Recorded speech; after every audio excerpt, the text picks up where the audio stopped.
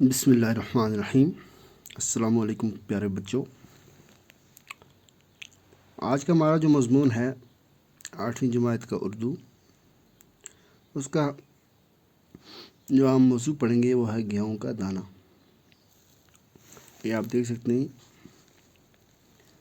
یہ گیہوں ہے، گیہوں کی فصل ہے، اس سے آٹا بنتا ہے اور گیہوں کے دانے کی کہانی ہے وہ آج ہم پڑھیں گے۔ آپ کے درسی کتاب کی صفحہ نمبر 42 پہ ہے۔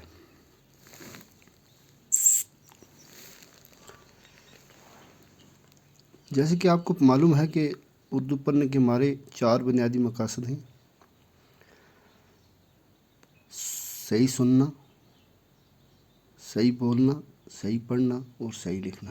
جب آپ صحیح اردو سنیں گے تو آپ صحیح بول پائیں گے، جب آپ اردو صحیح بول پائیں گے تو آپ اردو صحیح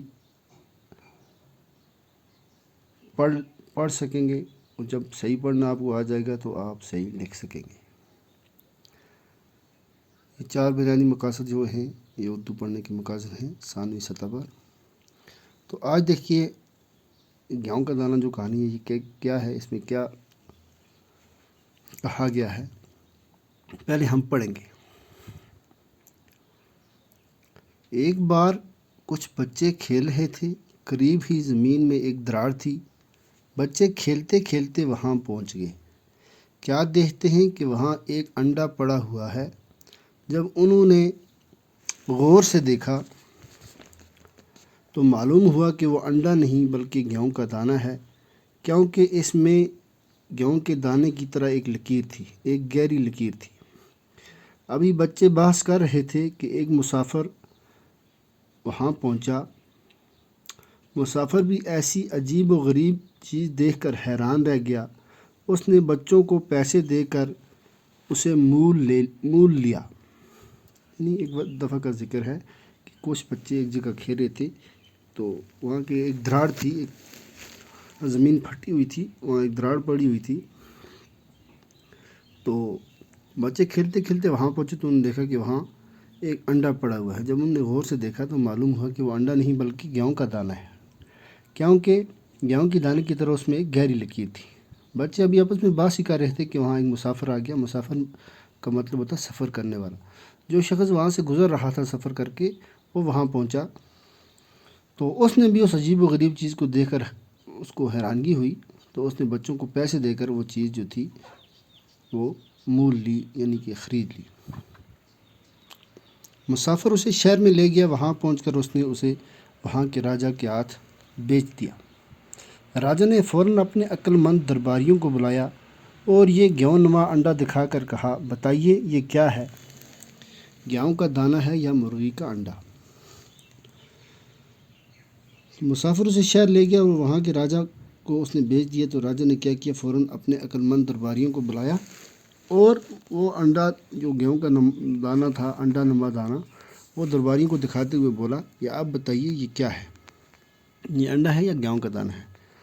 تمام درباریوں نے اسے غور سے دیکھا کہ کسی کی سمجھ میں کچھ نہ آیا، چنانچہ گیہوں کا دانہ پاس ہی ایک کھڑکی میں رکھ دیا گیا۔ ذرا سی دیر میں ایک چیل آئی اور اس نے اس میں چھید کر دیا۔ درباریوں نے غور سے دیکھا تو معلوم ہوا کہ وہ سچ مچ گیہوں کا دانہ تھا۔ یہ دیکھ کر سب لوگ حیران رہ گئے کہ یہ کیسا گیہوں کا دانہ ہے۔ تو کیا ہوا، درباریوں کی سمجھ میں بھی کچھ نہیں آیا کہ یہ کیا چیز ہے، تو انہوں نے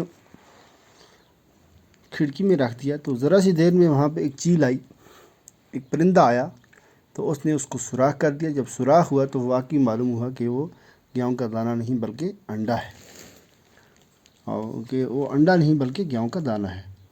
درباریوں نے غور سے دیکھا تو معلوم ہوا کہ سچ مچ وہ گیہوں کا دانہ تھا۔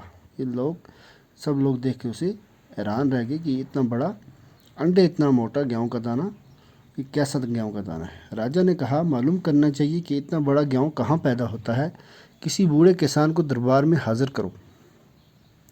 تو راجا نے حکم دیا کہ ہمیں تو یہ معلوم کرنا ہے کہ اتنا بڑا، اتنا موٹا گیہوں کا دانہ کس جگہ پہ پیدا ہوتا ہے، کسی بوڑھے کسان کو دربار میں حاضر کرو۔ سپاہیوں نے ایک بوڑھے کسان کو دربار میں حاضر کیا۔ وہ 2 لاٹھیوں کے سہارے چلتا تھا، اس کے بال سفید تھے، اس کے منہ میں ایک دانت بھی نہ تھا۔ اس کو بہت کم سنائی دیتا تھا۔ راجا نے گیہوں کا دانہ اس کے ہاتھ میں رکھا۔ بوڑھے نے اسے الٹ پلٹ کر دیکھا اور انگلیوں سے چھو کر اندازہ لگایا کہ یہ کیا چیز ہے۔ تھوڑی دیر تو وہ چپ رہا، پھر بولا، سرکار، میں نے کبھی ایسا گیہوں نہ بویا ہے نہ کھایا ہے، نہ بویا ہے اور نہ دیکھا ہے، لیکن میرے والد شاید اس گیہوں کے بارے میں کچھ بتا سکیں۔ تو جب اس بوڑھے کو حاضر کیا گیا تو وہ دو لاٹھیوں کے سہارے چلتا ہوا آیا۔ اس کے بال سفید تھے، اس کے منہ میں دانت بھی نہیں تھے، ایک دانت بھی نہیں تھا، اور اس کو کم سنائی دیتا تھا۔ راجا نے وہ گیہوں کا دانہ اس کے ہاتھ میں دیا تو کیا ہوا، بوڑھے نے اسے الٹ پلٹ کر دیکھا اور انگلیوں سے چھو کر اندازہ لگایا، کیونکہ اس کو دکھائی بھی کم دیتا تھا۔ تو تھوڑی دیر میں وہ چپ رہا، پھر اس نے بولا کہ ایسا گیہوں کا دانہ نہ میں نے بویا ہے، نہ میں نے کھایا ہے، نہ میں نے دیکھا ہے، لیکن میرے والد صاحب شاید اس گیہوں کے بارے میں کچھ بتا سکیں۔ حالانکہ وہ کتنا بوڑھا تھا، دو لاٹھیوں کے سہارے چلتا تھا، اس کو سنائی بھی نہیں دیتا تھا، اس کے بال بھی سفید تھے، اس کے منہ میں ایک دانت بھی نہیں تھا، لیکن پھر بھی اس نے کیا بولا کہ شاید میرا والد صاحب جو ہے، میرا باپ جو ہے، وہ اس بارے میں کچھ بتا سکیں۔ تو اس کا مطلب یہ تھا کہ ابھی تک اس کا باپ زندہ تھا۔ تو آج کے لیے ہم اتنا ہی پڑھیں گے، تو کل اس کو ہم ختم کرنے کی کوشش کریں گے۔ بڑا دلچسپ کہانی ہے، تو اس کو آپ اچھی طرح سے یاد کریں گے۔ جب یہ ختم ہو جائے گا تو پھر اس کے سوال بھی ہم کریں گے۔ شکریہ۔